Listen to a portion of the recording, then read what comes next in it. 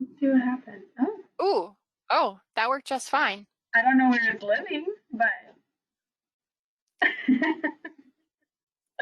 I think it won't let you record if it doesn't have a file path. okay. So there's All that. right, we're doing this. Sorry, everyone. This is obviously a new time for us for our workshop series. Typically, we do them in person at the League of Minnesota Cities office and do it. Also have a streaming from the office. So now we get to do streaming from our homes. Um, and so it's a little different, but we're officially launching our workshop series with this workshop, and so we're excited to start start that up again. And we haven't fully announced the lineup of workshops just yet, but stay tuned because those will be announced soon. So I'm Krista Morose, for those of you who don't know me, one of the co-directors of the Green Step Cities program. And we have a small group today, so I thought maybe we could go around the room and introduce ourselves, where you work, and then if you have any initial, questions or thoughts that you want to get out of this workshop, feel free to provide that as well. So maybe maybe we can popcorn it. So I'll popcorn to Beth. Good morning. I'm Beth Callisted with the City of Northfield, Program Coordinator, and I work on our Climate Action Plan and Diversity, Equity, Inclusion pieces of our strategic plan. And I'll pick Kelly. Morning, everyone. I'm Kelly Corbin. I'm a planner at Minnesota Department of Transportation, focusing on safe routes to school. And I will pass it to Joni. I'm Jonae Brigham, and I'm the leader of Minnesota Green Step Schools. If you haven't heard, that launched in 2020. Little sibling to Minnesota Green Step Cities. We hope to grow as as successful and broad as Green Step Cities. And yeah. Should I say anything about, okay, I'll expand on that. So not just who I am. So Sure. Green Step Schools launched in 2020, and we're very glad to be co-sponsoring this workshop. And I just wanted to say that Safe Routes to Schools is one of those strategies. It's such a good example of city and school cooperation, opportunities for cooperation, and benefits to both communities of the school and the city. And that I will put in the chat our website, and we invite you to explore what we have there, and follow us on Facebook and Twitter, and contact us to engage. Thanks. And I should mention that this is our first ever joint Green Step Cities and Green Step Schools workshop. And so we are officially, happy to have a sister program out there with the Green Step Schools program, and are excited to see some schools and school districts join that. So why don't we go to Will? Good morning, everyone. My name is Will Wislow. I work at the Richfield Public School District, and I'm the Safe Routes to School coordinator there. I'll popcorn to Andrew if you can unmute yourself.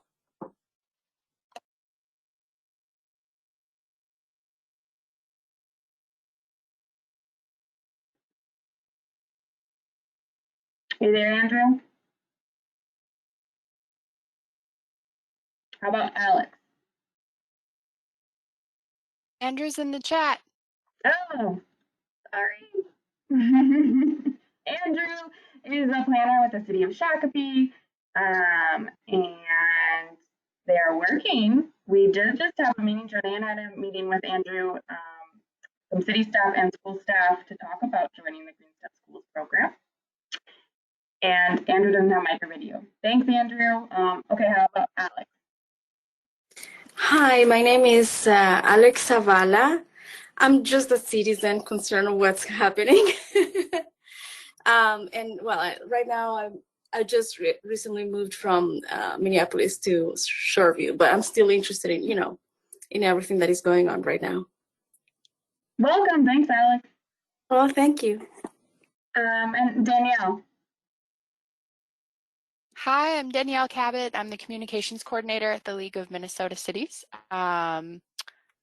I go to all of these workshops despite not technically being someone working in any of these technical fields, and I love them because I learn so much, and then when things come up in conversations in other places, I can be like, oh yeah, bump outs, oh yeah, mobility. And mobility topics happen to be some of my favorites. So I'm genuinely looking forward to this. I also live next to a school. And so this is something I've been looking forward to. Thanks, everyone. I am really interested in this topic. I think, safe routes to school in general is an important thing for us to be thinking about, and there really is that great, city school connects us, and how we make sure that our students are getting to and from school safely. And when I saw a presentation earlier from Kelly and some of the other MnDOT staff that had some considerations about how COVID changes how our students are getting to and from school, I thought that this would be a really great topic for the Green Step Cities and Schools programs to cover because it is very timely. And so with that, I think I'm going to let Kelly present a little bit more about what is safe routes to school, and then what are some of those concerns with the pandemic right now. Great, thank you. Before I share my screen, I'm going to drop some links in the chat box that I will be mentioning along the way, and I will see if I can share this. And let me know if you can see my slides. Yes, thanks, Kelly. Perfect. So again, Kelly Corbin with the Minnesota Department of Transportation. We're in the Office of Active Transportation and Transit and have a small team of 3 working on safe routes to school statewide. It's been a program in Minnesota for the last 15 years and nationally for about 2 decades. So we do have some data, we do have success stories. It is a thriving program across the state, and I'm excited to spend some time giving an overview of safe routes, which will be a little bit longer, and then talk about some of the pivots that we're making this year because of COVID and the impacts transportation has in school districts, which is quite sizable for how they're changing the way they're operating this year. So, advance. And of course, it wouldn't be a presentation without talking about resources. So we have some tools and resources that I'll share throughout the presentation, and those can be found in the links under the Minnesota Resource Center. Or if you join the e-news, which is sent out just monthly, we don't spam you too much, but that's how you can find out about grant opportunities, training opportunities, or new resources, along with some feature success stories. But we do have a grant open right now and a few more that are going to be opening in 3 weeks. So I will touch on those later in the presentation. So if we were in person, typically I start a presentation off with, how did you get to school when you were growing up? Think back to it. What was it like? What did you enjoy about it? What kind of feelings does that evoke? And for a lot of people, it is that opportunity maybe to walk or bike to school, one of the schools that you went to, or maybe it was the fun you had walking to the bus stop and spending some time outside at the bus stop with your friends before you made your travel to school. And for some also getting driven to school and how that felt or anything like that. So we all have some different stories, but we also know it's starting to look a little different. You know, I love this meme I show a lot, but, you know, thinking back to when we were kids, it wasn't social media, it wasn't Snapchat and TikTok, it was kind of bikes were how we knew where our friends were, and that's how we would gather and play in our neighborhoods. And that's starting to look a little different, and neighborhoods can differ, but, you know, we're using technology more to know where people are. And so is walking or biking a vision of the past? Are we going to have these beautiful photos from the past and nothing like today? Well, we're trying to change that. But we know that the trip to school now tends to look a little bit more like this, more of kids being driven in cars, some kids remaining on school buses, and really scary situations to cross streets and get there. And as we're talking about green communities and understanding the carbon impacts from transportation, which is quite sizable, 10% of morning traffic on a typical year, not a COVID year, is getting kids to school. So as we're looking to decarbonize transportation, we have to be thinking about how kids are getting to and from school and the role that plays in our transportation emissions. So I think this is where there's a great partnership with Green Steps cities and Green Steps schools to look at this transportation aspect. And then we have this thing of traffic inducing traffic. So kids who live close to a school who could be walking or biking, their parents are too scared to let them walk and bike and choose to drive them because there's too much traffic and congestion and they don't want to cross streets. Well, then those parents become more traffic, and then more parents decide not to drive their kids or let their kids walk or bike, and they drive them. And so you have this traffic inducing traffic circle, which is just creating fewer kids to walk and bike. And this is a picture from the St. Cloud area of, you know, just how scary that walk can be. I mean, there's not much space in between the student safety patrol person and a carpooling van with kids crossing the street. And it can be scary for families and for kids alike. So what did this used to look like and what does this look like now? On the left of each graph is what it looked like in 1969, where we had only about 1 out of 10 kids being driven to school, and about half of students walking or biking to school. And now we see kind of the reverse, where near half of kids are being driven to school or carpooled to school, and about 1 out of 10 who are walking or biking to school. I'll also note there that school bus transportation rates have stayed pretty consistent throughout that period. So we're still having kids kind of figure out what transit might look like growing up and using a bus system, but walking and biking has definitely shifted. So why do we talk about safe routes? What are the benefits of safe routes? We have many partners with safe routes, and one happens to be our public health agencies and our healthcare organizations and nonprofits that focus on health, because safe routes can be a great way to increase the minutes of physical activity each day. So students should be getting about 60 minutes a day, and walking or biking to school can increase by 47 minutes. And this was a study we specifically did in Minnesota with the Harvard School of Public Health to figure out what that looks like. The graph is also obesity rates in the Midwest area, and Minnesota, with our public health partners, has done a great job of trying to keep those level while some of our nearby states are continuing to rise up. And we do this because schools have a lot going on during the day. And so trying to get physical activity minutes within a school day is really challenging, but safe routes and supporting some of these programs that gets the minutes of physical activity before and after the school day, or through the PE curriculum that we have, Walk, Bike, Fun, is a great way to kind of integrate these activities of teaching lifelong skills of physical activity and walking and biking, and getting those healthy minutes. And again, 1 mile of walking each way is about that 20 minutes of walking.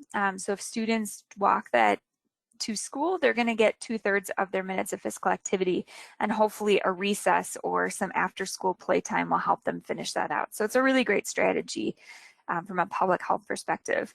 From an academic perspective, kids who are walking or biking to school arrive ready to learn. Their brain is fired up, they have their wiggles out, they're awake, and they're ready to go. And there's some great data showing how that can impact test scores and academic achievement. And on the far right, one that we hear most commonly from schools that are implementing safe routes to school programs, or some different walking encouragement programs, is it really decreases the amount of behavioral issues that students have, because again, they have those wiggles out. They're ready to sit down, listen, and learn for a while before the next activity break can happen. And so that's actually, from a school perspective, one of the greatest benefits that we hear.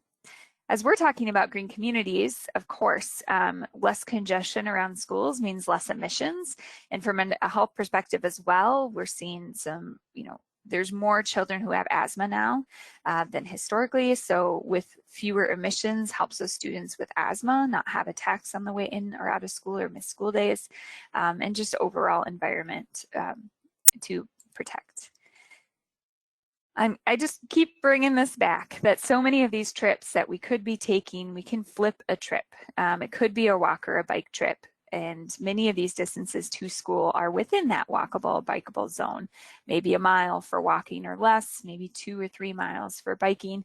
It is something that kids could be doing. And because we're talking about walking or biking to school, I'll just say, it doesn't mean every day. We'd love if that would happen, but if we can flip a trip once, twice a week, maybe parents have that flexibility to help walk with their kids to school rather than drive them on Fridays or Wednesdays, walking Wednesdays, that's going to make a big impact in physical activity levels, in reducing greenhouse emissions, and so something to start considering.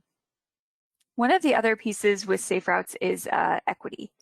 And children from low-income communities are twice as likely to walk or bike, and that might be the proximity in school, the lack of access to a vehicle or other transportation means, or parents unable to take that time because of multiple jobs to get them to school. And so when we have that traffic-inducing traffic, that is people of means and time to be able to drive their kids to school, but there are some kids who are going to have to walk and bike. And so that traffic-inducing traffic is making it really scary and dangerous for kids who don't have other transportation means to school.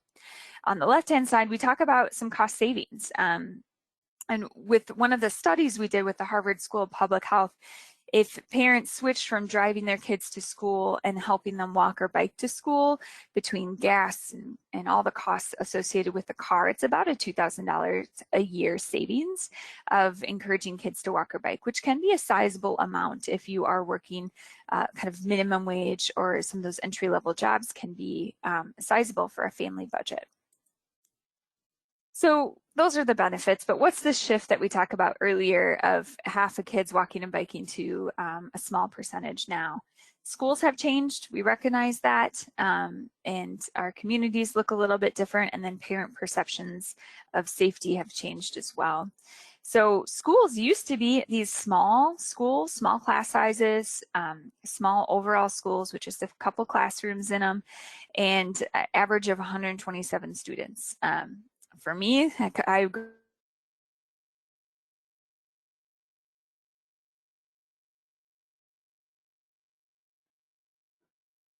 Did everyone lose Kelly?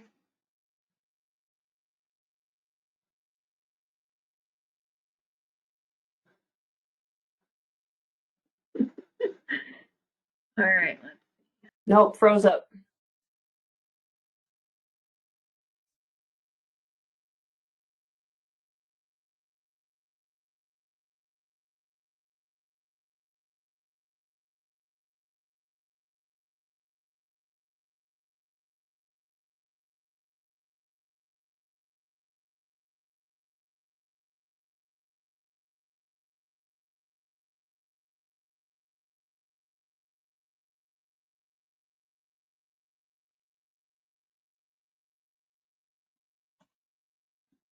Okay, I'm gonna see if I turn her off as presenter and then restart. Maybe we'll get her back.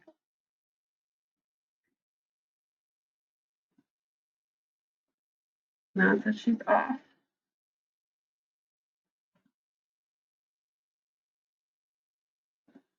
Well, technology. We could move. Kristen, I think you made me the presenter. I did. Okay. Just to turn it off. I couldn't turn it off on her. Oh, gotcha. Okay. Yeah, it says that she's offline. So we could, anyone have any questions or thoughts as we wait for Kelly to get back on?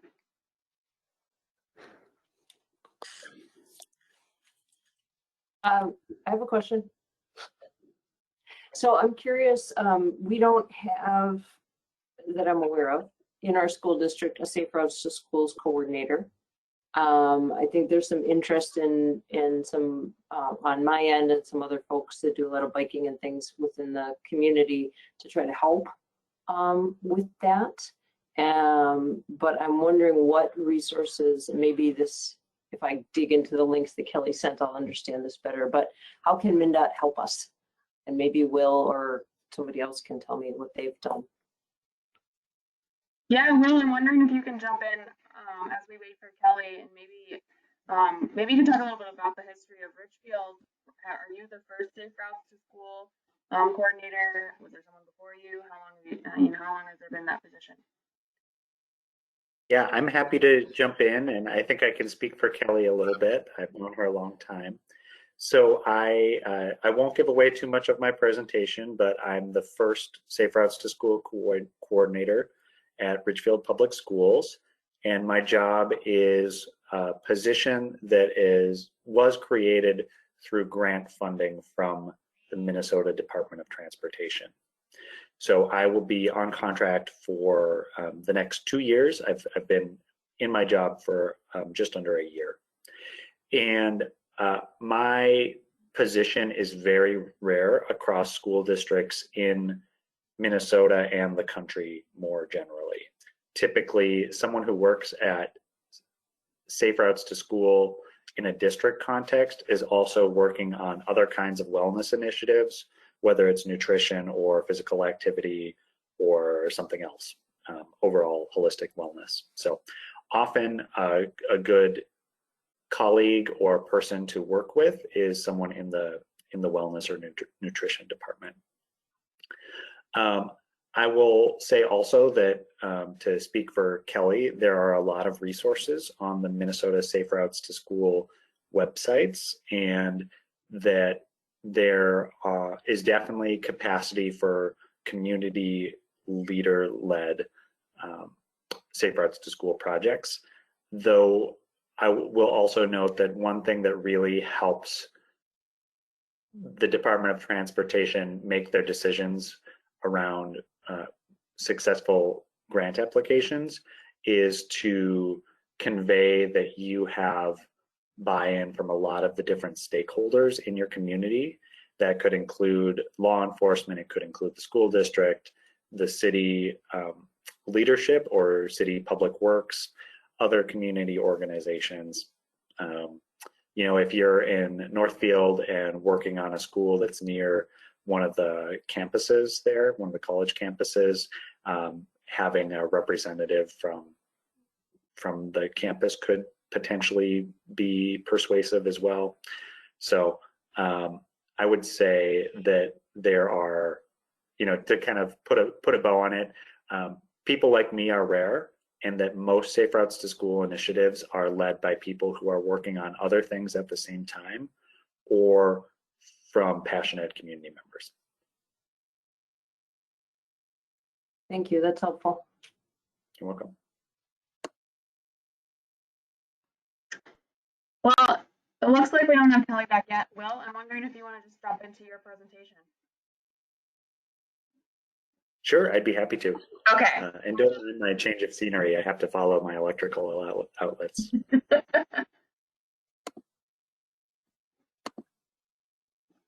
All right. Can somebody give me a thumbs up or a heck yeah if you can see my screen? Okay, excellent. So I have a short presentation for you meant to supplement Kelly's presentation. I want to talk to you all today about the ways that we have used Safe Routes to School to complement our back to school plan in the time of COVID-19. We used some strategies that have been long established with Safe Routes to School and picked them to help take off some of the pressure of the other initiatives that the school needed to engage in to make back to school happen this year. So I've got a bunch of context for you, and we'll tell you at the end about some of our specific strategies that we've employed. But by the end of it, my hope is that I can answer these 5 questions. I've already started going in on who is this person and why is he talking to you, I'd like to tell you what's up with Richfield as a community, tell you a little bit more about our kind of social and cultural context. I'm going to speak to some of our specific COVID challenges in the city and in the district specifically, and how we've used Safe Routes to School to meet the moment. And then I'm going to make one quick, I'm not sure I'd call it a prediction, but a quick thought for the future as we come out of our COVID response. So this is me. Again, my name is Will Wislow. I'm the Safe Routes to School coordinator at Richfield Public Schools. I've been in this position since December and will be working through the end of 2022. I'm a former staffer at the Bicycle Alliance of Minnesota, which is a nonprofit based in the Twin Cities, but that works all over the state of Minnesota to help it become more bicycle friendly in lots of different ways. While I was there, I was working specifically with local advocacy groups to try and enhance their capacity and their engagement strategies. I'm personally a year-round bicycle commuter, and that's because I have lived 11 years car-free. I will hit my 12-year no car anniversary in October. Very excited for that. Okay, I'm gonna move to the community that I work in. Richfield bills itself as the urban hometown, and what that means to the leadership and the people of Richfield is that there is a really nice mix of the small town feel that you might expect in a city further away from the urban core, as well as the modern amenities that you might expect in a busy, bustling downtown. The photo in the upper center part of my slide is Wood Lake Nature Center, which is a gigantic natural marshy area that is really a jewel of the city and is just tens of feet away from I-35W. Can't even believe it. The photo on the right is a picture of one of our recently reconstructed county roads. It has been given an awesome pedestrian focused new treatment and has become much more safe and much more vibrant. The idea with the urban hometown is that you can have the best of both worlds in Richfield. Richfield is a smallish suburb. It's about 8 square miles, which is really helpful in a school context. It's part of Hennepin County, obviously, just south of Minneapolis, which is, of course, the core of the 7-county metro area in the Twin Cities. In Richfield, we have about 40,000 residents, and that has been true for a long time. Our population has stayed flat for a couple of decades, actually, and is just now increasing again. One thing about the people of Richfield is that they live in all kinds of different places, all kinds of different homes, and this has a special sort of relationship to our school district that I try to keep in mind as much as possible. There was a huge amount of building after World War II. There's a lot of post-World War II homes that give the neighborhoods of Richfield a single-family, very quiet kind of feel. Additionally, there's a lot of new construction that many people in many cities are seeing right now in Minnesota. Multi-unit family housing that have a slick, modern feel and fit a lot of people into a really small space. Of course, we have everything in between too, from duplexes and other kind of funky houses to older multi-unit complexes and naturally occurring affordable housing. What I'm trying to convey here is that we have people who come from a lot of different backgrounds, a lot of different means, and a lot of different contexts, all converging on the same schools in a very small city. A little bit about our school district. It's a fairly small district for one of the Minneapolis or Twin Cities suburbs. We have 4 elementary schools in RPS. 2 of them are community elementary schools, meaning that they serve the neighborhood that's right around them. And 2 of them are magnet elementary schools, meaning that they serve the community with specific programming. And those 2 schools draw from kids across the city and across the district, as well as from some of the nearby cities. Additionally, we have a middle school and a high school that are fairly centrally located. There's an alternative high school and a special education building that serves specific students. And lastly, there are 2 affiliated charter schools that we work very closely with. Richfield has universal pre-kindergarten, and that's typically where our students start their education in Richfield. And of course, we serve all the way up through 12th grade. There's about 4,000 kids in the Richfield Public Schools system and on any given year, typically just over that. But an important thing for me to keep in mind and for all of our administrators to keep in mind is that more than 2/3 of our students are students of color, and that there are lots of different needs and challenges and opportunities for a diverse student body, and that Safe Routes to School may have different contexts and different benefits for different groups of kids. Okay, I'm going to jump quickly into our COVID context here. Based on the state guidelines of number of cases per 10,000 residents over a 2-week rolling average, that means that our school district needs to follow this 2nd-tier learning model for in-person learning for elementary school students and hybrid for secondary students. And note that school districts have the flexibility to be more restrictive, but not less restrictive. So in a very nuts and bolts sense, what that means for Richfield families is that our pre-K through 2nd grade students are coming into school 4 days a week for in-person learning. Our 3rd through 5th grade students are coming in 2 days a week on an A-B schedule. So they get to see their teachers some of the time in person, and then are also doing some distance learning on the off days. And finally, our secondary school kids are coming into school 1 day per week. That is to use essential services at the school district, whether it's counseling or our media lab. And otherwise, they're completing a combination of synchronous and asynchronous learning from their homes.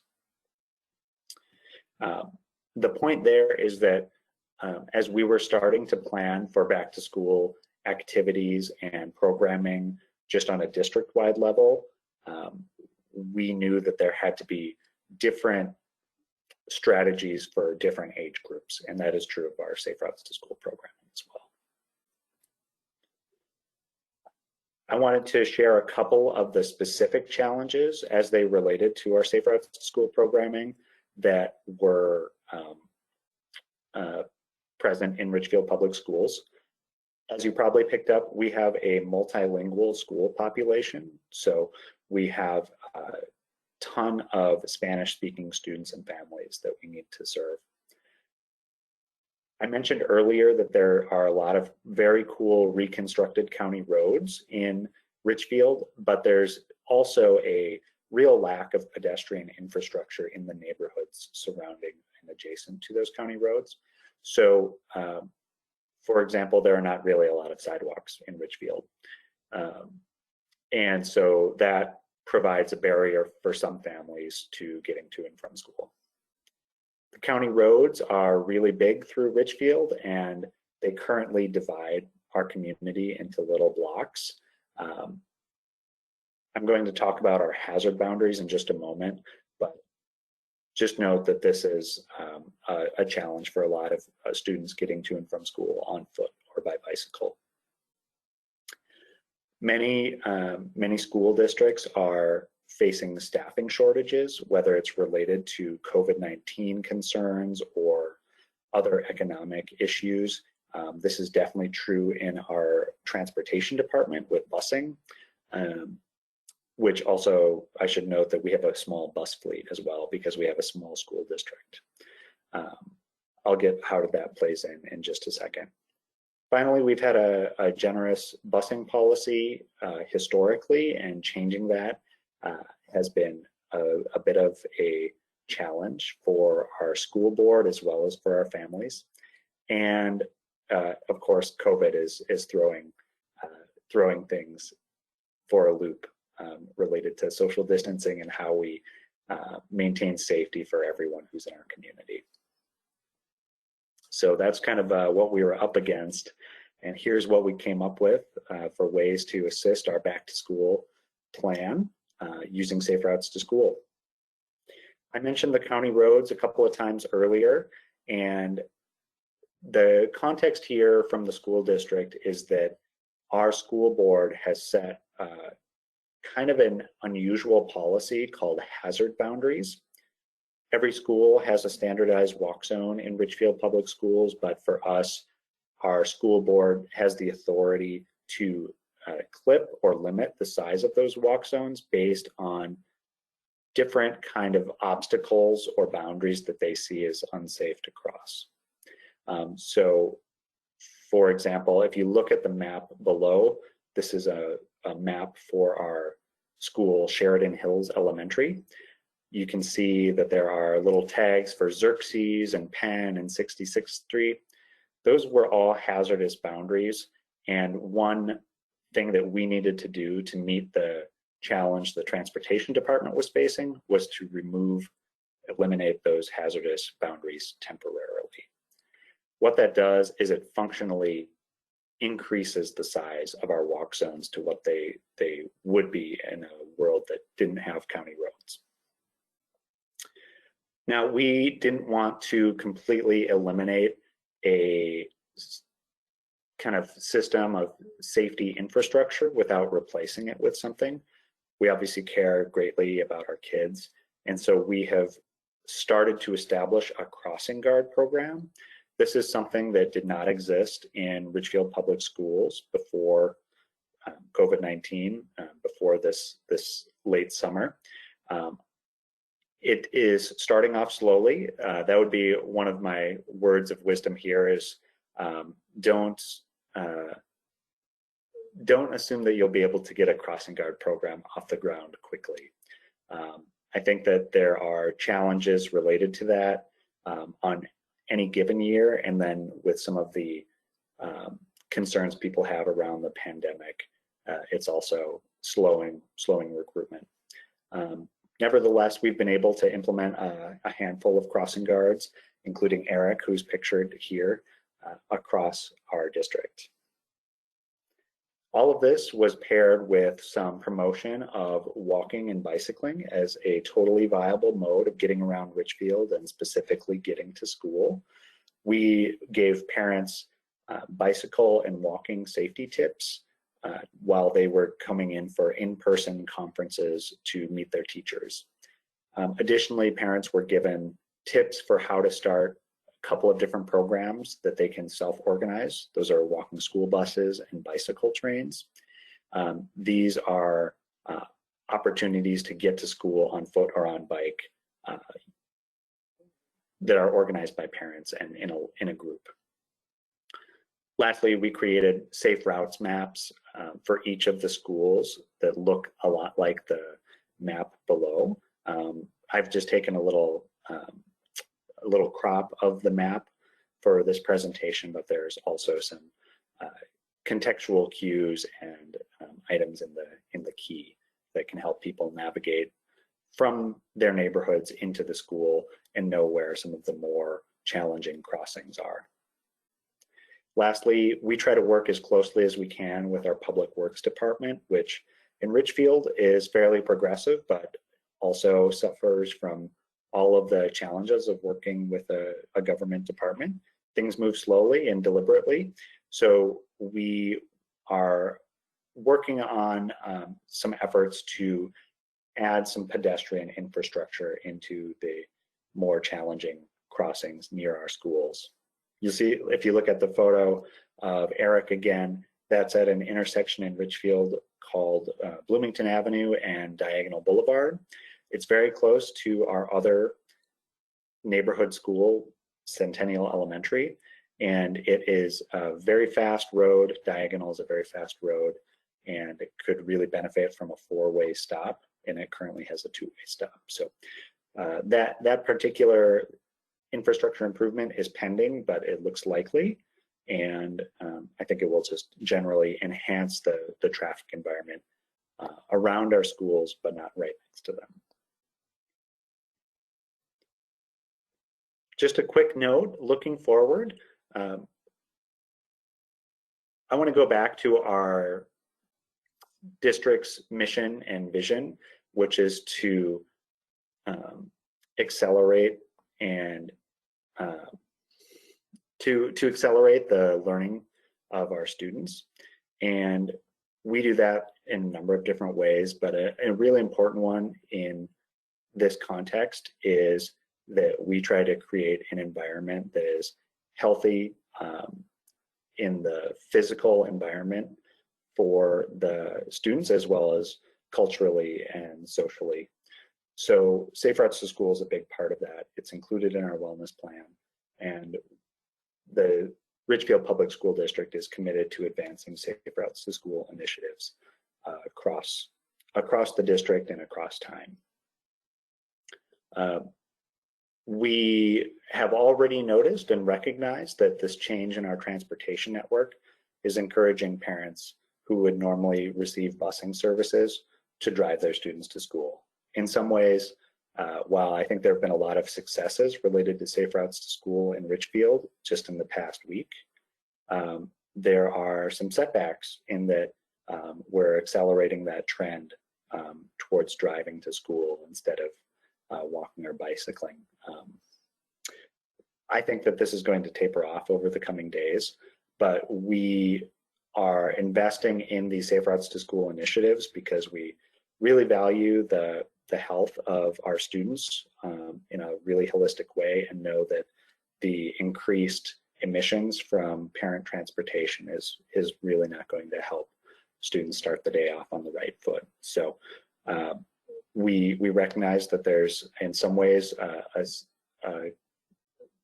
one step forward, one step back with these initiatives, but we think that we'll be able to play the long game and change our culture in Richfield to be more pedestrian and bicycle centric and forward thinking. So with that, I'm going to open it up for questions or comments or anything like that, and happy to stick around and keep participating. Okay, well, we have some questions in the chat that I thought that I would go through. And Alex had a question that I think was for Kelly, but I think that you might be able to address it as well. So I'm going to actually start with that. She is interested in if information about Safe Routes to School is being provided in a Spanish language, and if you're doing anything like specific outreach to the Latinx or other immigrant communities. And I know you had mentioned having a really diverse school population, so I thought that that might be a good question for you as well. Yes. Okay. So I'll start with the MnDOT side of things. MnDOT provides some Safe Routes to School resources in multiple languages. It sort of depends from one resource to the next, but you can always reach out to Kelly Corbin to find out if there is a MnDOT created Spanish language resource, or if the folks who work at Safe Routes to School in the Department of Transportation know of a resource that has been created by another state or another agency. This is a national program. It's not just based in Minnesota. So there are a lot of resources that we as practitioners pull from other places that have been translated or tailored to the Latino community. In Richfield, all of our communication to parents across the board is translated into Spanish. In some of our schools, we have more than 50% of our students and families are Spanish speaking at home. So it's absolutely critical for us to translate and conduct outreach for that community or those communities in Richfield. That's true of our Safe Routes to School resources as well. Alex, I'd be happy to share some of the documents that we created specifically for back to school with you after this webinar. And then additionally, we have a number of avenues for outreach and engagement with Spanish-speaking families in Richfield. And specifically related to Safe Routes to School, we're working on a grant project for this fall related to walking school buses and how the Latino community of Richfield Public Schools perceives that program and what would be interesting or exciting to them about Safe Routes to School in general. So I think the short answer to that, Alex, is yes. And we certainly conduct outreach and engagement to Latino families throughout our district. Thank you. Let's see, next in the chat, Beth would love to hear more about living car-free in Minnesota. That sounds like a really great socially distanced coffee break for you two at some point. So please do connect. It is indeed an intriguing concept. To the topic at hand, also, it looks like we have some clarification about the crossing guard program, which I thought was really interesting as well. Our crossing guard school district employees are volunteers. I think you maybe got to that, but then also our parents taking you up on the self-organizing piece. So can you kind of just give us a refresher on that? Absolutely. So I recognized early that starting a crossing guard program from scratch in the heat of a pandemic would be a challenge. So I tried to make it as flexible as possible. We are offering a paid employment version of the crossing guard position, as well as an opportunity for parents or other community members to volunteer. So we're offering both employment with the school district or a close volunteering position. Related to the self-guided initiatives like walking school bus and bike trains, some parents are starting to take the Safe Routes to School program up on those activities. They're still getting off the ground. I showed you a map of Sheridan earlier, and there's a family who's interested in organizing a walking school bus along one of those safe routes to Sheridan, and they're still kind of getting their bearings. It's a lot of communication to get parents connected. So we're seeing some of that, and a little bit over at our other community school as well. Centennial Elementary has had a number of groups of families who've walked together, actually historically, and they've been reaching out for help meeting other neighbors along the route. So I expect those to kind of balloon in size a little bit. Walking school buses are great because they're very easy to turn into a socially distanced activity. You're outside already, and with sidewalks and multi-use trails, you can really space out if you need to. Very interesting. Thank you. Let's see. Is there any funding available to help, quote unquote, equip kids to have warm clothes to enable bike walk in winter? I think that's a good question. Like, as far as obstacles go, if it's too cold out for the equipment you've got, is that something that you've been able to address yet, or is that on your radar? That's a great question too. I would say in general, there are probably some social services organizations that might provide more direct funding. I would ask Kelly to speak to it more specifically from a MnDOT context, but in Richfield Public Schools, I will note that we are already looking ahead to the late fall and winter and we'll be working with our social workers and some of the networks that they have in student support services to do some clothing drives and connect kids who are walking primarily in the winter with the warm clothes that they need. So the every school district is different, but ours has a robust social worker and student support services department, and it's a great partner for Safe Routes to School because they know which families need help and how to get that help to them. Thank you. Kelly, welcome back. Because he mentioned the state, is there anything that you'd want to add to that answer?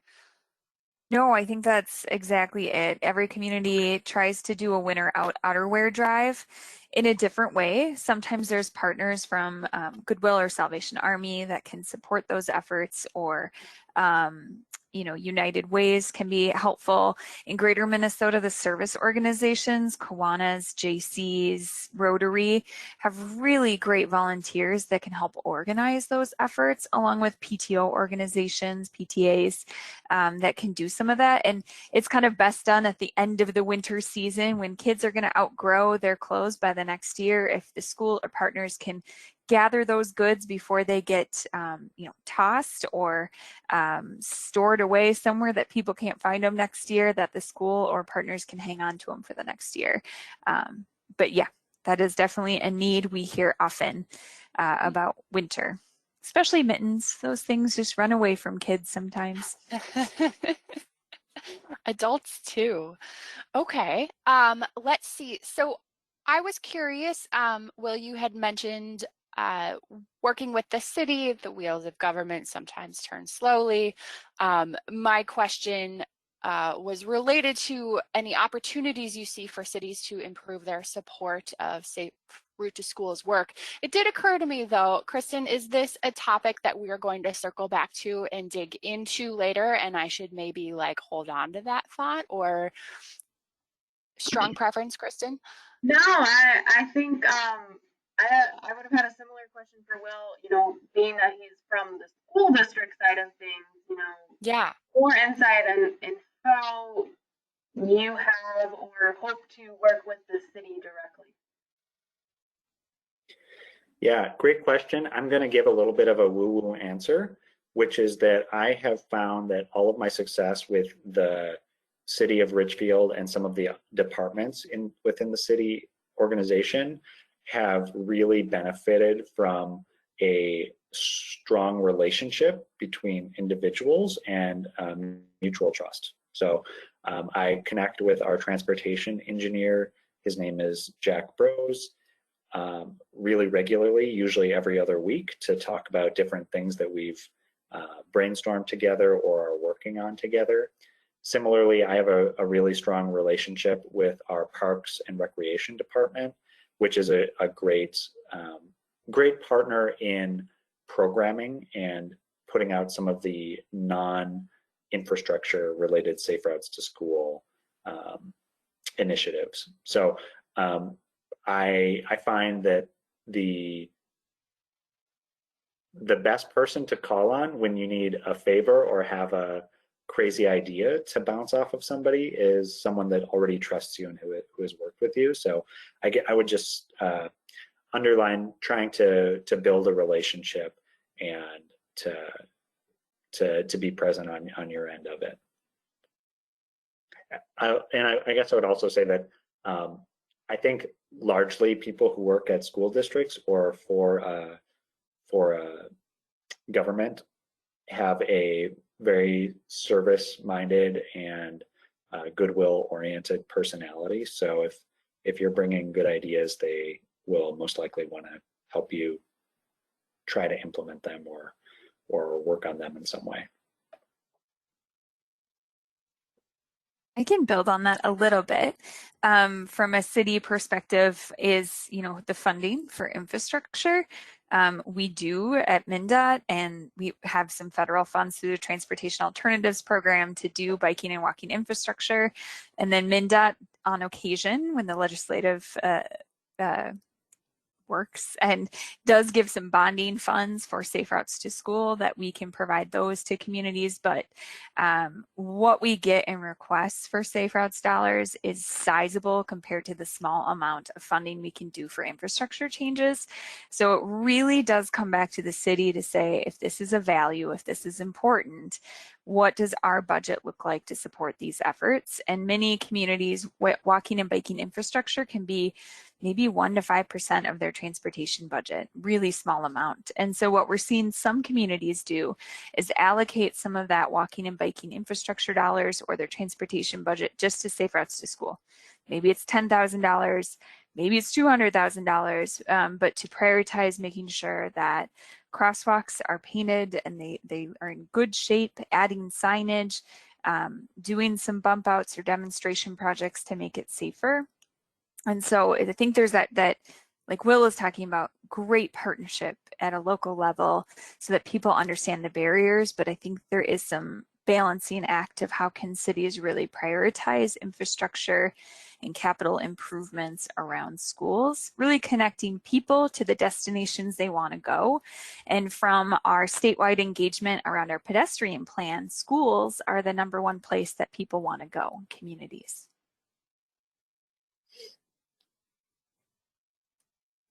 Thank you. All right, that's the questions that are in the chat, but do we have any follow-up questions from anyone else?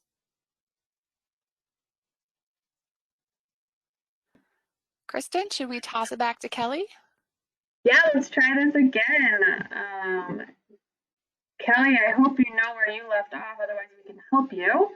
Oh, I think she was going to tell us about how she maybe, I'm projecting, maybe she didn't go to that small of a school. Or maybe she did. I didn't catch the end of it. Nobody did. We're all in suspense. Okay, I am not sure where I left off, but I will, I'm just going to jump in here. I think I wanted to talk about their 6 E's of safe routes to school, and I'm not sure if you heard that part. I kept talking and then I realized no one was listening. So I'm sorry, a web meeting bumped me out and I couldn't get back in. But the 6 E's of safe routes to school, there is, we need to build it. We need to educate kids on how to use it safely, encourage them to get out there, evaluate our efforts, and do some engagement to really understand what's needed to improve next. And then focus on equity to make sure when we're making it better for some, we're not making it worse for others. So I have a few slides on that, but I'll just dive right into engineering since it's kind of what we were just talking about. It is one piece of a larger puzzle, but it really helps improve accessibility and for kids, but also the community. It's not just kids who are using these sidewalks, it is community members. Our schools are these community venues where organizations will have meetings at night, where voting may occur, where school food or other food programs may happen, and a really important community asset that all people should be able to walk, bike, or use whatever transportation means that they need to get there. Another thing from a public health perspective that I am grounded in is encouraging more bicycling and walking. So while you need to have the infrastructure there, these are little cues to encourage people to walk and bike. So when you see a bike lane, it makes you think about biking. When you see bike racks at every place that you go, it makes you think, oh, I didn't realize I could have biked here.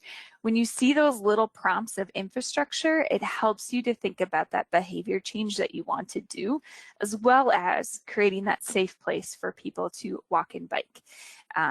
So another plug for, maybe you're not seeing it be utilized quite as much right now, but those cues can help that longer term behavior change.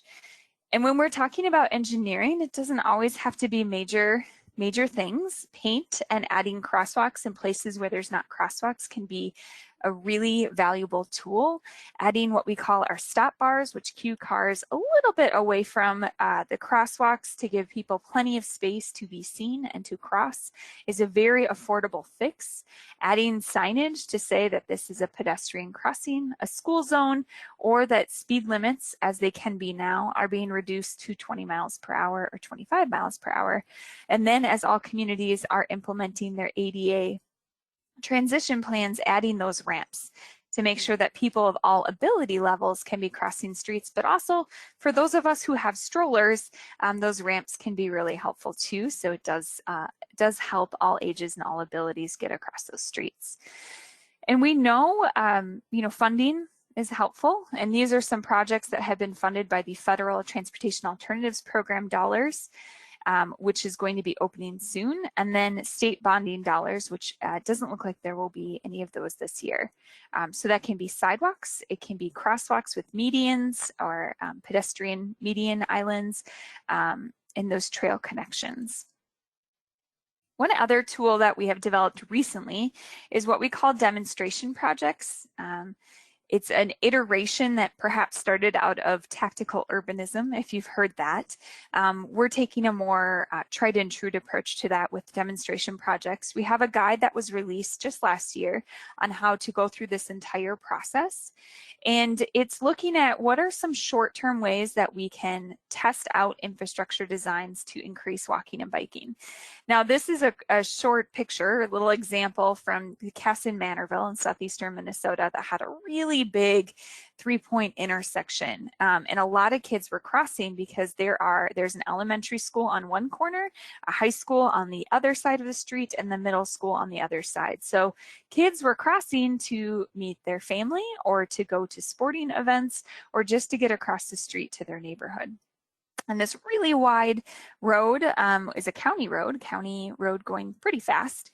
And so just some paint, which is the red paint there, and then the white stripe was added to help give a pedestrian bump out and see if that was something that would help get kids across safely. What it does is it shortens that crossing distance, so it's not as far for them to go or as much exposure, as we call it, to cars. It also cues kids and people out a little bit further so that cars approaching can see someone is in that pedestrian area, especially if you are, I always say if you have a dog walking or a stroller, we tend to put the stroller out first and the person out back, and you see the person and not the stroller. So cueing them out with bump outs can be really helpful to see everybody who's going to be crossing that street. And then these bollards, which are just adhesive to stickiness, they're not screwed in at this point for any permanency, so they can be removed if this design doesn't work. All of this whole infrastructure change is about $5,000, which is significantly less than a permanent change of this infrastructure. So demonstration projects are a really great tool to have conversations about in any community. It's kind of a try it before you buy it. We like to try and close before we buy them, and those are significantly cheaper than some of our roadway projects. So demonstration projects will give us that opportunity. Now, a community like this and other communities that have tried this, well, they have the paint down, they have the bollards, so you can just screw in the bollards and repaint that and keep that infrastructure up until the capital improvement happens for putting those bump outs with the expansion of sidewalks and curbs and gutters. So it is a way to do that midterm, short-term infrastructure change.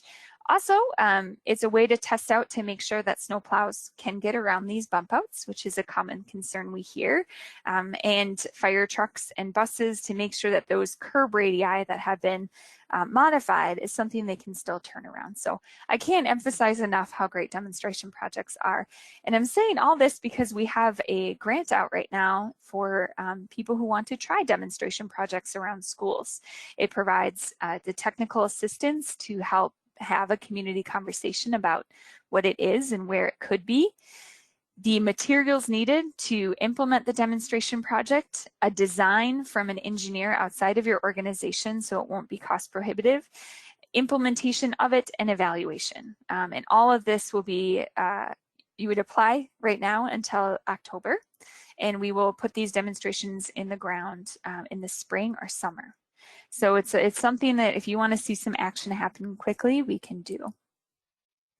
Other solutions around engineering, because for Safe Routes to School, about 3/4 of all of our grants go to Greater Minnesota. So walking and biking happens everywhere, but in many Greater Minnesota communities, we might not see sidewalks in all streets. And this is an example of a very low cost improvement to try and keep kids walking and biking to school in a safe manner. This is a pedestrian lane. So it is a painted space that dedicates for pedestrians and keeps cars in their space and pedestrians in their space. It is a visual cue with just a line. The school has added some cones there to provide some sort of physical barrier, but it is significantly cheaper than adding a sidewalk, which they want to get at some point, but have to wait for the road to be reconstructed for that to be costly efficient. And so a pedestrian lane is what the neighborhood was notified about. The community had a conversation around and what was implemented and tested, and then some cones were added. But we've seen elsewhere where it's planters or it's fun signage about the school or notifications, and is ideal on a low traffic neighborhood street. So infrastructure can be the big fancy things, but it can be as simple as a stripe of paint. That's one of our other pieces I'll share is if you're thinking about safe routes, want to have conversations around this, we have evaluation resources. So under 2, and I'll show you the link, this is on our Minnesota Safe Routes Resource Center. We have parent surveys, which is really giving you an idea of what the parent needs are and what their concerns are, which is different in every community. Student tallies, really understanding who's walking, who's driving, and who's riding the bus. Those are a little trickier this year with hybrid schedules or distance learning, but on a typical year can be great tools. Things that could be done right now would be 3 or 4. 3 is a school zone hazard observation. So that's just going out there and watching the arrival and dismissal traffic. How are people following the signage and rules for where parents drop off and buses drop off and kids walking and biking? Is there distracted driving, distracted walking? Are people actually stopping at the stop signs or rolling through them? So that is a great one that you could be doing now, especially with how school transportation is different. Gives you a good idea of what's going on. And then there's some other tools there that you can check out to see if you have a plan or don't have a plan, what that looks like. So these are some of the graphs that you would get, and this is from the student tally. So a lot of schools will say it's really congested and chaotic arrival and dismissal, and that's just what life is at a school. And this can put it and quantify it a little bit better of, yeah, it's really congested because almost 70% of your kids are being driven to school. That's a lot of cars coming through the drop-off zone. And you only have 20% who are riding a school bus and a low amount of walkers and bikers, but maybe you can also correlate that with the number of students who live within the walk zones. So that is a helpful tool. This is also the parent survey, where it has parents kind of click and identify what are some of the barriers they are. Now, we often think the barriers could be distance, which it's usually up there in the top 5. Weather, Minnesota, also typically up in the top 5, but almost always these 3 raise up for every school. It's intersections and crossing, the amount of traffic, and the speed of traffic. These are things that we can modify. These are things that cities will care about, not just for students and families, but the entire community. And then some of the other pieces that tend to be near the bottom is adults, convenience, violence or crime, and time. There also is a qualitative section of that, which is where parents can just add some comments. And this is one that there are not many sidewalks from our house to the school that my child can ride her bike on. And so that's where you get some of those really great quotes of like, yep, people are thinking about this. A parent was thinking that their kid could bike to school, but there just wasn't a safe way to do it. We've updated our strategic plan for the next 5 years, and we have a new vision statement that's getting kids to walk and bike safely to school, but also looking at those other destinations that they go to, parks, libraries, community centers, and places to get food. So looking at what that infrastructure would be. I'm going to skip ahead a little bit since we dove into a few things of what are we as a state agency working on. Will's doing the feet on the ground, really making things happen at a school district. We're looking to create those supports across the state. We've just wrapped up our strategic plan and are working to do some of the implementation activities on that.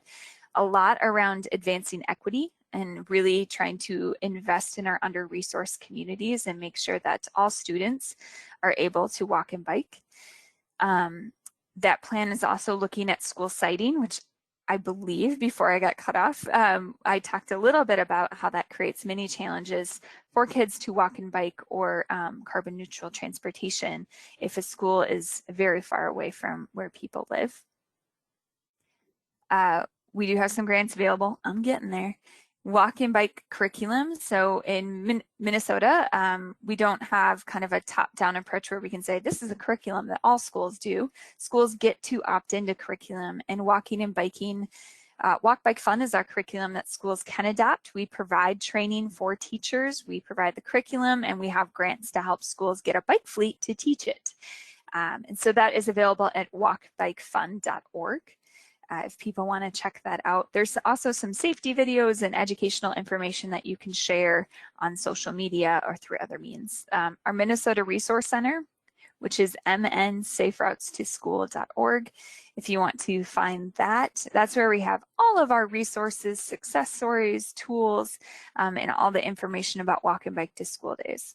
We also offer Safe Routes to School academies, which are presentations that we typically would do in person, but are shifting to virtually to get a community talking about what Safe Routes is and is it a good fit for them.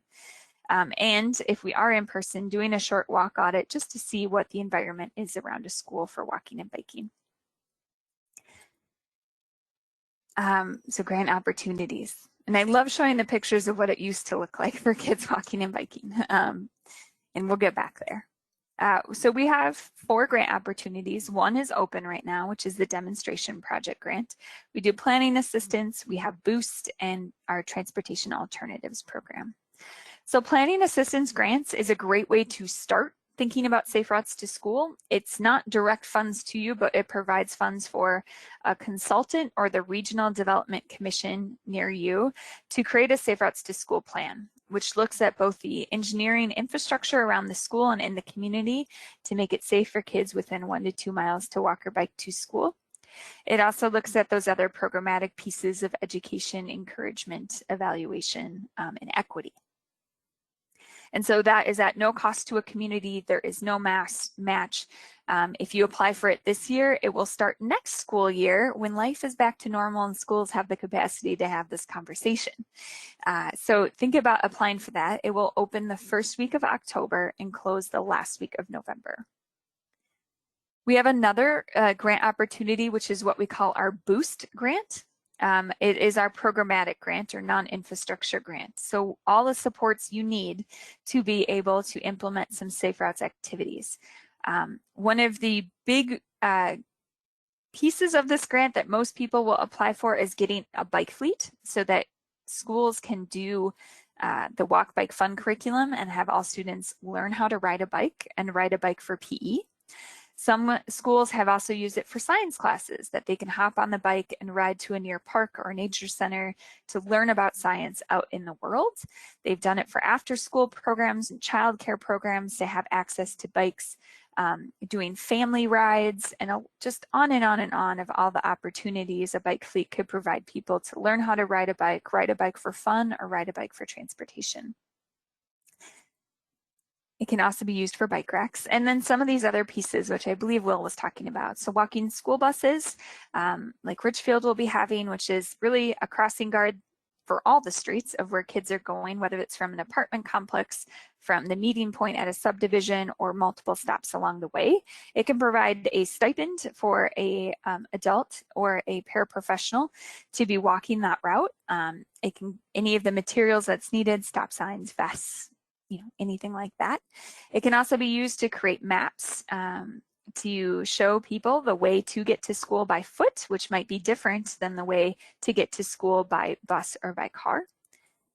Organizing some park and walks or bus stop and walks where if for folks who are still driving to school, could we do it a couple blocks away to reduce that congestion, make it safer for those who are walking and biking, and provide an opportunity for all students to walk and bike just the last couple blocks into school and get that fresh air.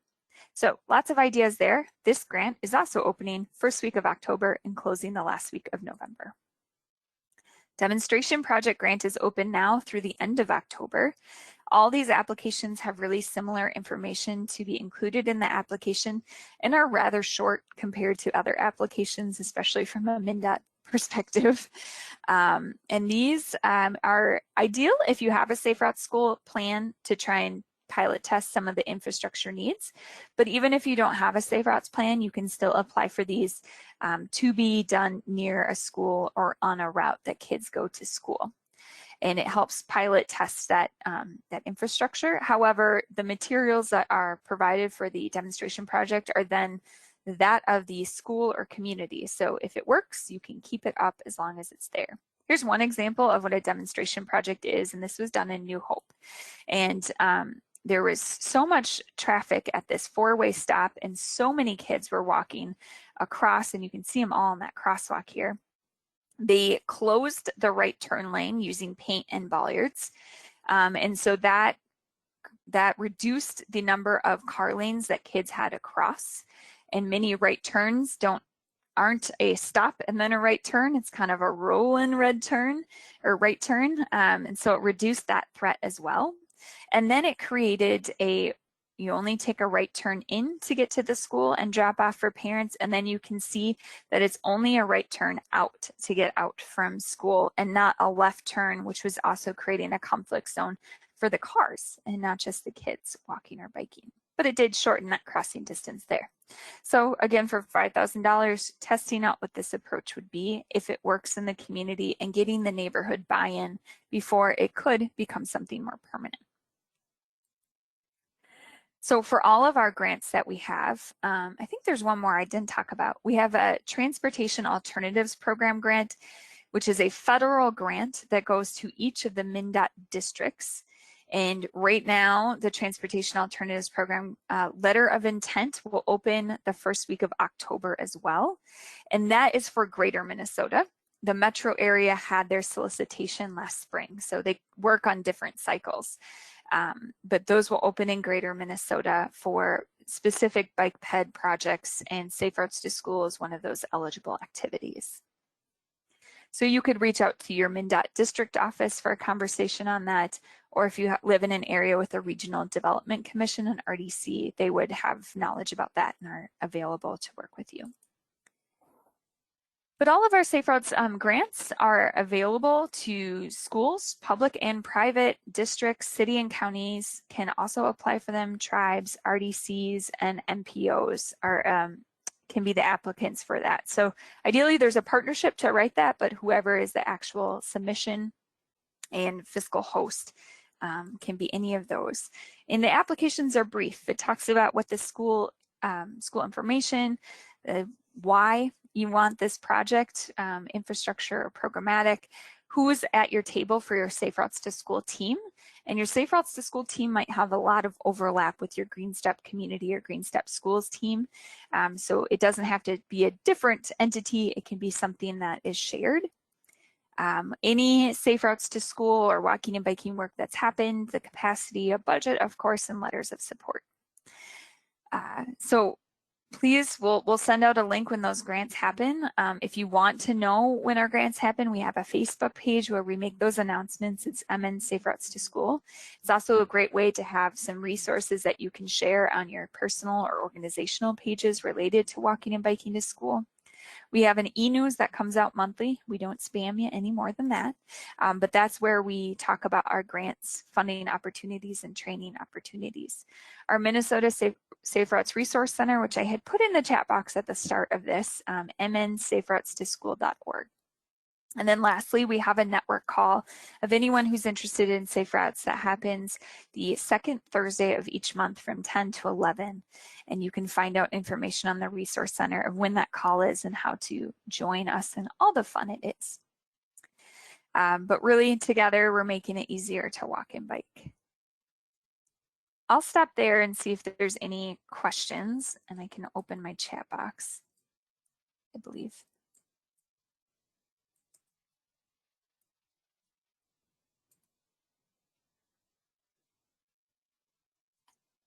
Okay. First question I see is, are you getting good interest in the demonstration project grants? We had our first solicitation last year and we got a couple applicants. I think it was a very new concept, but it's been talked about a lot in communities. So we are hopeful to get several more projects. MnDOT districts are also doing a separate demonstration project pilot for areas not around schools, and every district in the state is doing a demonstration project. So that will give more experience for communities and the district to be working on those. So it is a newer thing in the state. We hope it grows. It is a great way to try something out and make sure the community wants it and it works for the community before it's put in place and has to stay there for the next 10 to 15 years before anything can get done. But I encourage you to apply if you are interested, because we can support more communities that way. Beth says there was a plan in 2009. You can apply for planning assistance to update plans, and we encourage plans to be updated every 5 years because we know infrastructure changes. We know the people around the table change a lot in that time frame. So that makes a lot of sense. Maybe I can stop sharing here. There we go. And Beth also asked, can you apply for multiple grants? Yep, you can apply for planning assistance, you can apply for demonstration projects, a TAP grant, and a boost grant all in the same year. That's totally fine. So apply for whatever you need, make a good application, and we hope to support you as much as we can to make walking and biking easier.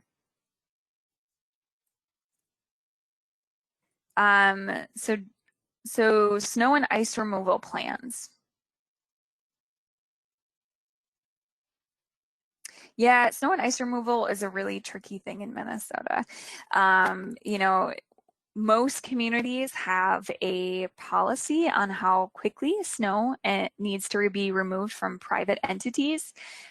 Some communities that's quicker, 24 hours, some communities that's 48 hours, and sometimes that's not enforced at all, which is the other barrier.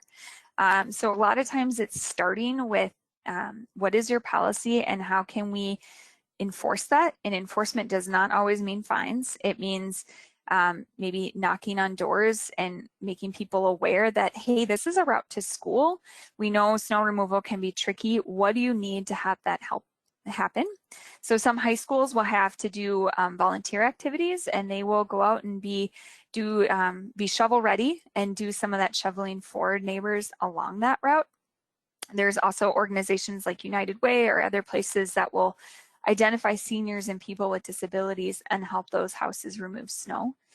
So there's some low-cost opportunities there with the volunteer people power available.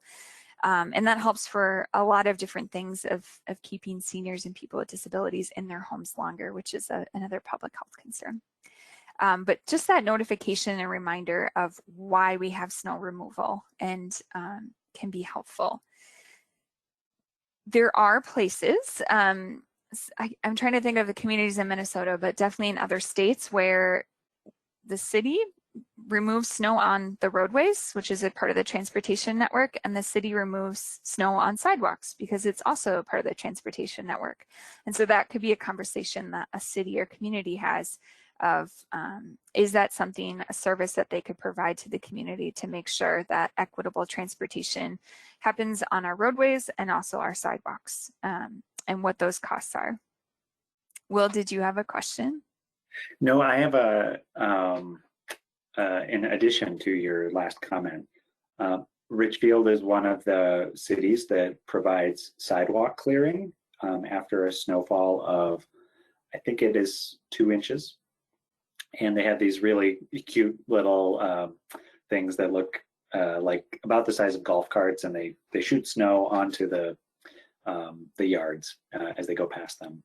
But the way that came about was because the city worked on a pedestrian master plan with the hopes of connecting more neighborhoods to sidewalks, and they felt that if they were going to make the investment in building sidewalks over a period of X number of years, that people should actually use them, and that having clear sidewalks pretty quickly would help with that.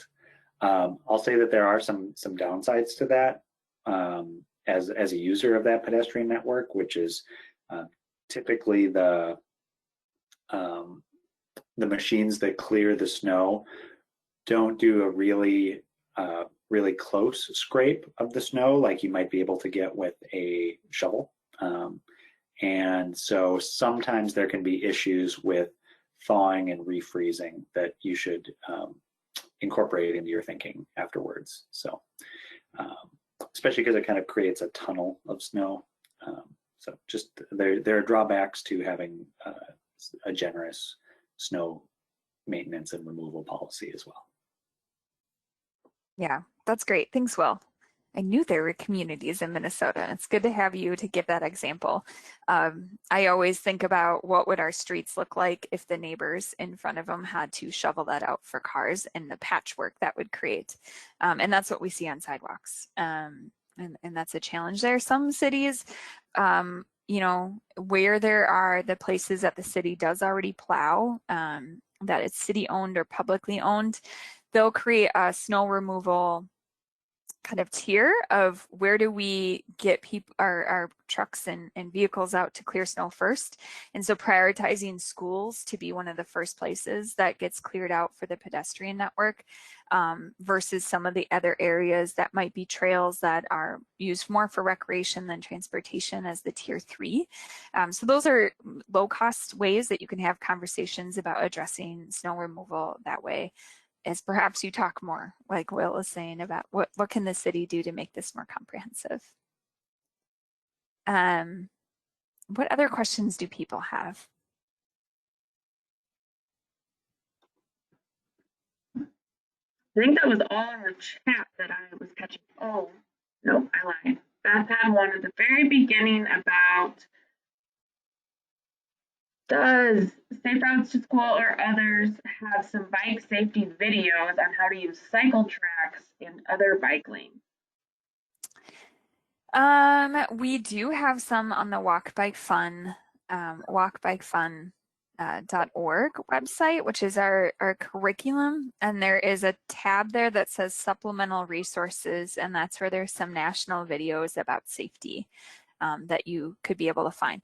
We also are seeing cities kind of replicate videos to show how to use those facilities, bike lanes, cycle tracks, just navigating cars and bikes and pedestrians on the transportation system within the community that they're trying to promote, because giving that local context and places people can view is really helpful. And seeing people they know, the mayor, city council members, the principal, use those facilities really helps make that connection more than some of the state or national videos can. So really great project if you can fit it in wherever it works with your work plans or workloads.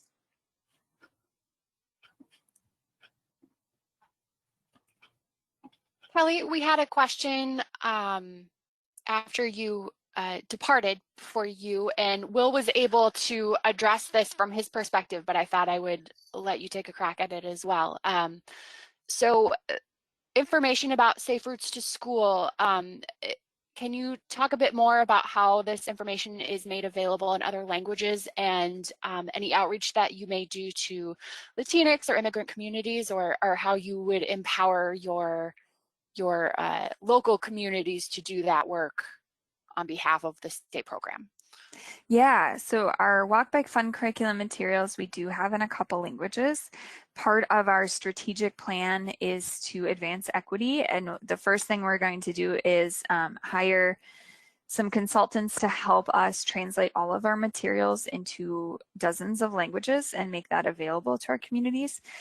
While that's happening though, we know that there's a lot of local community resources that could be tapped in to translate materials that may be more relevant to where the some of the community assets are and specific context around schools. And so we found some really great partnerships with local public health, some nonprofit organizations or healthcare agencies that have translators on staff who might be willing to volunteer the time to help translate some materials. So there's some ways in the interim that if you need any of these materials or materials you're created translated, look into some of those community resources. Otherwise, we are working and hope to, by next school year, have a lot more translations beyond just Spanish available.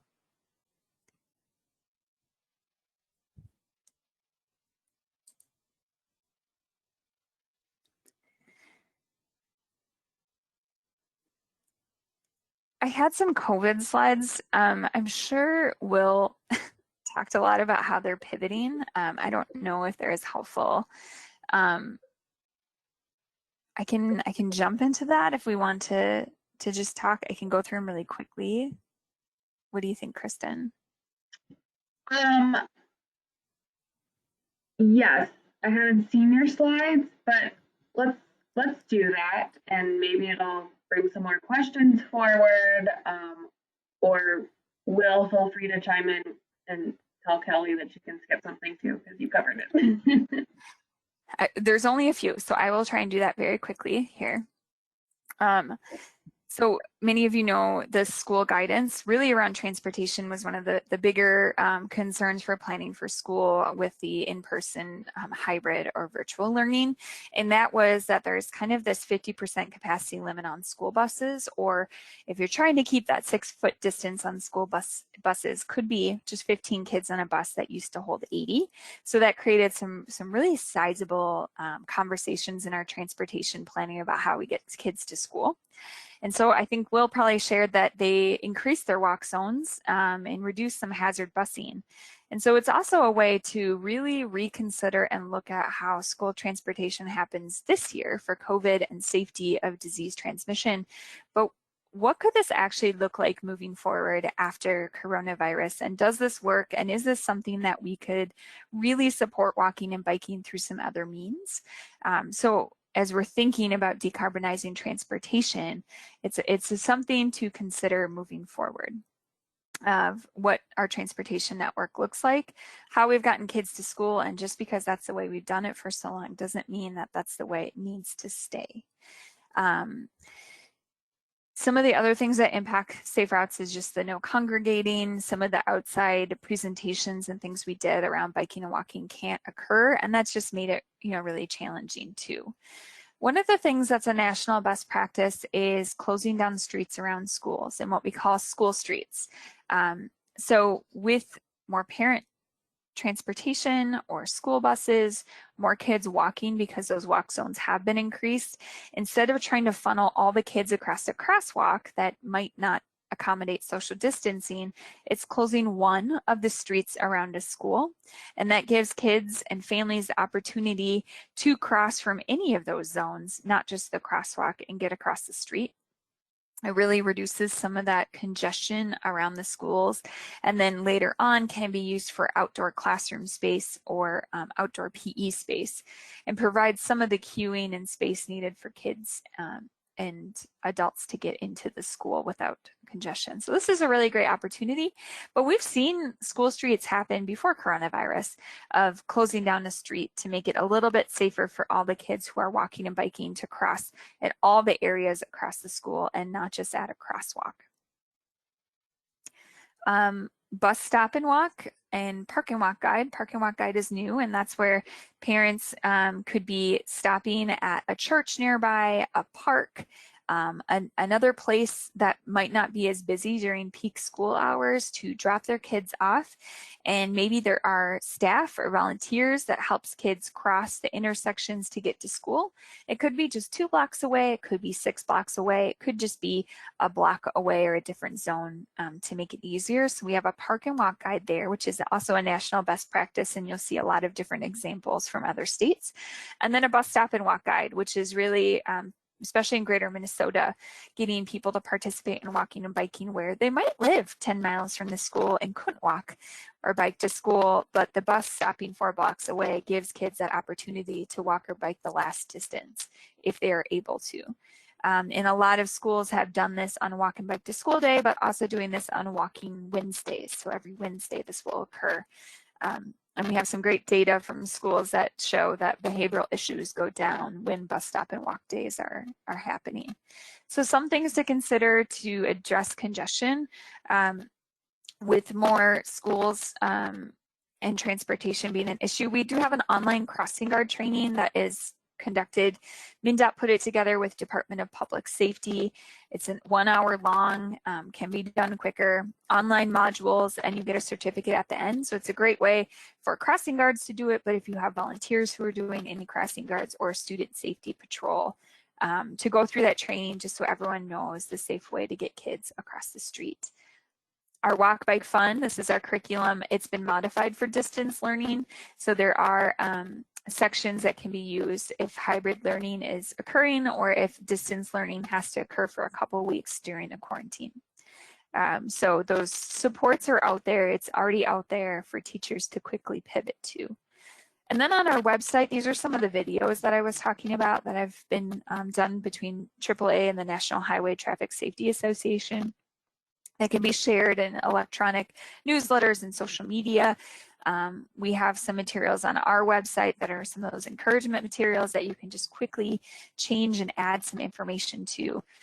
Will was probably talking about walking school buses, and there is guides and training modules online about walking school buses that I can help get you to if you're interested. It really is a more advanced way to look at helping provide safe routes to schools for kids and giving that adult supervision of not just a crossing guard being concerned about one street, but all the streets that gets kids to and from. It's a great equity strategy to have it start at apartment housing, low income housing, and make sure that those children can get to school. Also, from a truancy side, we've had some great data there from truancy folks. But if there is a subdivision where there's kind of a common entrance, it's a great way to have all the kids meet there, like a bus stop, and then have an adult walk them into school.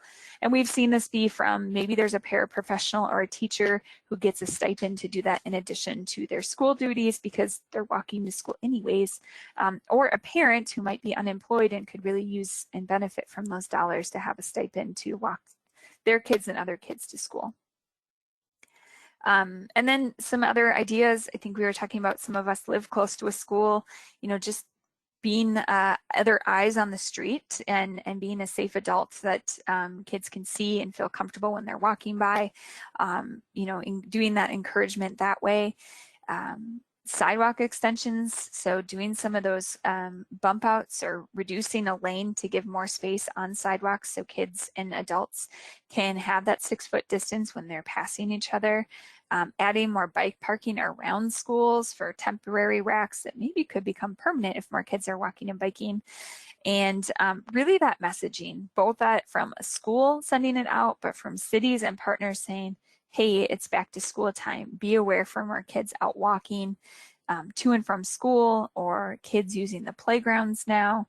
And from a community perspective, doing that messaging. So we have a whole COVID page on our website that has a lot of different resources that I talked about, a school arrival and dismissal guide, so things to consider. The National Safe Routes Partnership also has a back to school guide, but also on this page is a messaging guide. So it is a toolkit full of all the messaging that you can just pull out, copy and paste and put in your newsletters or social media too. So it's really helpful. And there's my information. So I do apologize for the technology glitch getting booted. If you have any questions, I'm available for technical assistance. So I'm happy to set up a time to chat with you about your individual needs or if you're interested in any of these resources. And I will stop sharing my screen and ask if there's any other questions.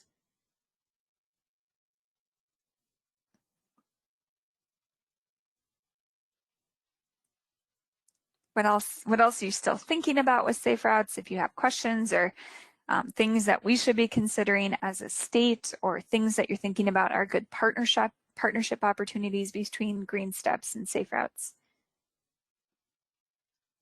I think you bring up some really good points that obviously COVID has caused us to rethink student transportation options now, but there's longer term benefits to biking or walking to and from school that really supports a lot of the greenhouse gas reductions that our cities are working towards. And so there is this great good conversation starter for that piece of it, and hopefully we can have keep that in mind as we're transitioning post-COVID, if that's a world that exists, and have that part of the conversation of it as well. So thank you. Yeah, in the technology world, they always talk about disruption, right? And I think this is a massive disruption to really rethink transportation networks, but I think also schools. Like, we talk about school siting and having to remodel schools or build bigger schools for school capacity, but as hybrid approaches are working through this year and people are figuring it out, maybe building newer and bigger schools might be something that's reconsidered of how do we meet the needs of students and capacity limits through some virtual learning options. I don't know, we'll see what happens, but that could be part of a conversation around school siting moving forward and school budgets too. So it's just an interesting time to step back and rethink, why do we do what we do? Is it because it's what we've always done, and are there better options? And as we saw this spring during the shutdown, our pedestrian and bike counters that we have across the state from a MnDOT perspective, we're seeing a 250% increase in people walking and biking in some areas. I mean, that's a lot more people walking and biking. So we know there's a desire and a demand for walking and biking. We know it can happen. It's how do we make it easier for people to do it more often for both recreation and transportation? And what are those nudges and encouragements to make it easier? I could just share the thing I put in chat. I see someone, me, has a question. Do you have plenty of applicants for these grants, or are the grants known well enough, or is it helpful to give you a boost in getting the word out on that? Yeah, you know, we do get a lot of applications every year. We tend to be able to fund a large majority of what we get in. So we'd love to see more applications, and you know, that's always something we need. This year especially, because schools tend to be our primary applicant, and there's a lot going on that they might not have the capacity to write a grant that they will use and impact them next school year. So city partners, community partners stepping up and saying, are you interested in doing this next year? We'll write the application and we'll partner with you next year when things are getting a little bit easier and less chaotic. So absolutely, this year especially, we need the help of outside partners to write these grants. I have one other question too on to what extent is schools fearing liability a barrier to this? For example, I know of a school that didn't have bike racks. They discouraged students from biking in. I don't know if they didn't want to keep track of them, or they just were worried about safety. What kind of risk or liability barriers might a school sense to encouraging biking and walking? Yeah, I mean, liability really occurs on the school grounds. and not necessarily outside of the school grounds, because there could be the car crashes tend to occur more often than walking or biking crashes. And so schools aren't concerned about liability of parents transporting kids, which has a greater risk than other aspects. So, working with schools with a comprehensive safe routes plan to make infrastructure changes where they're needed, to find alternative measures to make it safer with crossing guards or walking school buses can help schools that might have concerns around liability to make that easier. But we have more schools that are encouraging and supporting walking and biking than schools that aren't. And then there's also some really sizable costs for schools that have those concerns and are choosing to bus 100% of students. That's a sizable cost. Numbers I can't even fathom when I hear them. Yeah. So, as schools look at budgets, that's a way to really think about where do these dollars go towards the academic needs or the transportation needs. Also, back to school siting, it might be cheaper to build a school in a cornfield, but then you have increased transportation costs that are annual and aren't going away to get kids to school versus something that is where kids live. Thank you. Will, do you have anything else around liability and the conversations that you have from a school perspective? I don't think I have a whole lot to share, just to say that it's good to have a great line of communication with the people who run the operations of a school district, because they intrinsically know where the liability concerns are.